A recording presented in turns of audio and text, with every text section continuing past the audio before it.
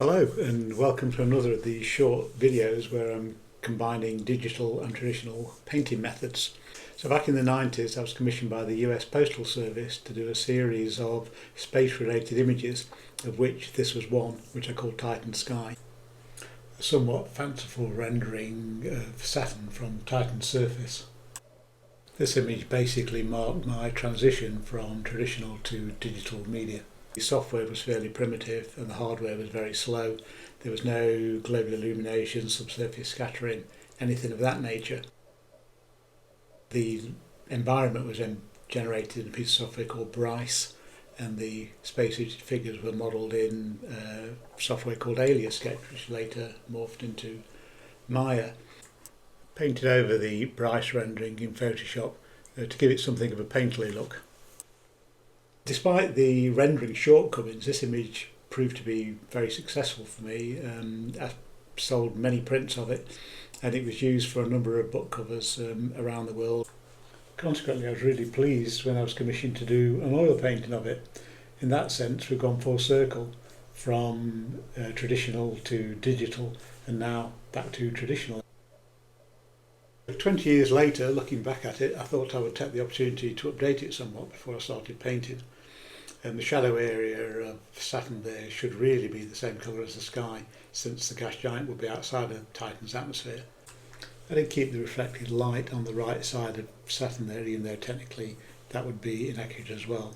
There was just something about the framing of the figures that I liked. From a technical point of view, Saturn's satellites should be along the edge of the ring and not floating above it. And I think placing it on the edge of the ring also helps as a compositional element, directing the eye down towards the figures. I also put in a bit of orange haze over the city to knock it back, and made the end of the bluff that the characters are standing on a bit more orangey and hazy to help push it back into the distance. So the next step was to turn this into a line drawing, and the way I did this was to take it into Photoshop and use the Find Edges filter.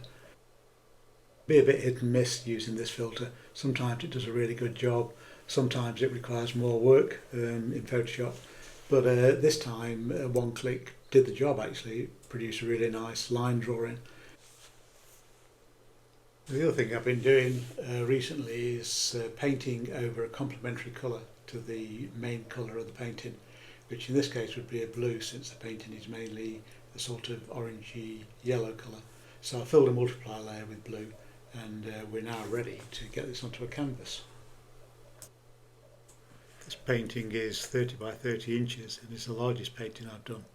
To get it onto a canvas I could put it onto a light box and trace it, or I could print it. My printer can't handle anything bigger than 19 by 13, but for some time I thought about getting a local printer to print it for me. Since this is a paid for commission, it was a perfect opportunity to test it out, and this was the result, and it was great. Since this is a surface that I'm unfamiliar with, I experimented a bit on a piece of excess canvas. What I found was it was a really nice surface to paint on. It accepted the paint really well, but it was quite absorbent, which may present issues with drying times and with colours sinking. So I thought it would be prudent to paint a layer of transparent acrylic gesso primer over it, which is quite a scary thing to do because it looks quite milky when you first put it on, but it does dry to a perfectly clear finish. You can see that the gesso has dried absolutely clear, and we're ready to start painting. As usual, I start painting the black areas in so I know what the darkest tones are going to be. This first section is real time to give you some idea of how fast I actually do this. It's speeded up somewhat from this point on.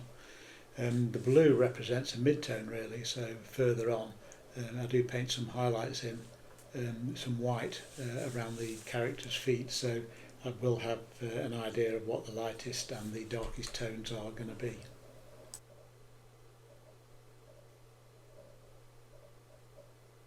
So now I'm using a marl stick to paint the dark areas of the suit in, just to steady my hand a bit. You can see here the white area around the character's feet, so now I've got an idea of darkest and lightest tones. So I'll start by turning it upside down. It's always easier to paint away from an edge rather than up to it. And I determined that I wasn't going to use any kind of ellipses or guides to paint these planets or Saturn, which would be difficult on Saturn in particular because it's such a large curve. So I was going to have to depend on steady hand and painting up to the edges. So using the widest brush I've got, probably could have done the wider one. The sky in the darkest area is a mixture of ultramarine and alizarin crimson, if that's how you pronounce it.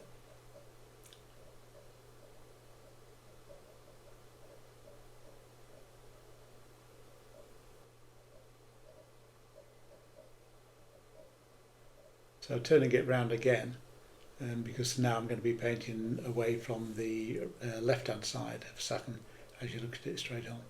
And this is the thing about painting, especially on painting this size, is that you do have to keep turning it round, not just so you can paint up to the edges of things, but just so it's easier to paint from that angle. It's just the movement of your hand is comfortable and not something you're fighting against. I just put a quick suggestion of where the Terminator was going to be on Saturn. I've added a bit of crimson to that blue to start warming it up to begin the gradient. It's mainly crimson and cadmium yellow deep is the orangey colour that I'm using.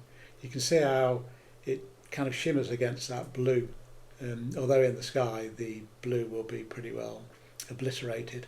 In other places I do allow the blue to shine through and just give it a kind of shimmering quality. It just makes the surface and the colours a bit more lively.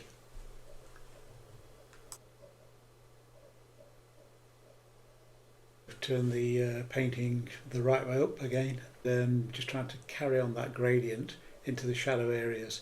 It's quite tricky to do this. In some ways it might have been easier with hindsight to have just painted the whole gradient in and then painted Saturn over the top of it, leaving the sky colour in the shadow areas, but I didn't do that. This is the way I did it. Just putting some of that orange in on the horizon there, below the clouds.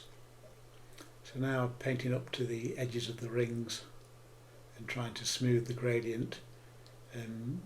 I will use a fan brush eventually to try and blend the brush strokes and get the gradient as smooth as I can.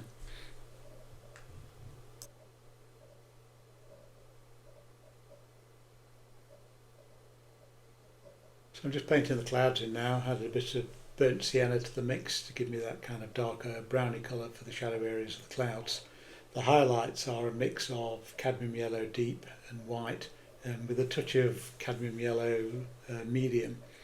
I determined that I would just try and paint the shapes in and leave them, because one of the faults that I do have is I'll paint something in and think that's a nice mark, and then I'll go back and paint over it and spoil the effect. So as you'll see later on, actually I painted those highlights in, pretty much left them as they were. I'm just trying to indicate where the bands on Saturn are going to go.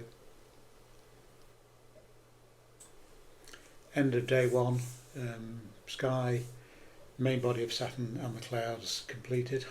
So brushes away, ready for day two.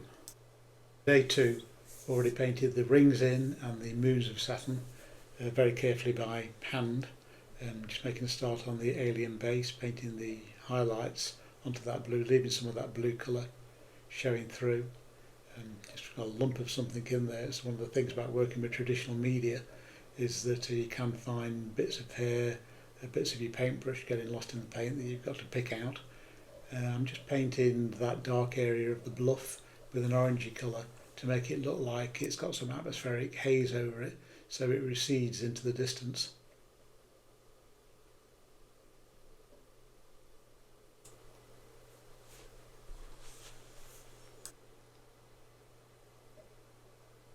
So now I've started onto the ice snowy part of the picture, a mixture of cadmium yellow deep and white, painting the foreground parts of it a grey colour. So it's essentially vignetting the picture, keeping your eye focused on the highlight part, which is around the figures. Greatest contrast, greatest highlight should be where you want the viewer to look. So that's the end of day 2, pretty much everything painted in apart from the figures. So here it is, more or less finished. Figures have been painted in. I did feel that the figures were a little light and a little blue, so in the next version you'll see I've made them a darker colour. Some final touches, toothbrush dipped in titanium white and just sprinkling a few stars randomly into the sky. Of course you wouldn't see stars in a bright daylight scene, but they were in the original, and I guess it's a bit of artistic licence. Added a bit of a glow at the top of Saturn just by painting some Laserian crimson into the ultramarine blue. Here's the finished thing. These are the figures, as I said before. I made the armour or the suits a darker colour. They look green against that orangey background, but on the palette the colour actually looked grey, a mixture of blue and white and brown, and some of that cadmium yellow deep added into the mix. So these are how the clouds finished up. Painted those highlights in, as I was saying earlier in the video, in one go, and resisted the temptation to fiddle with them.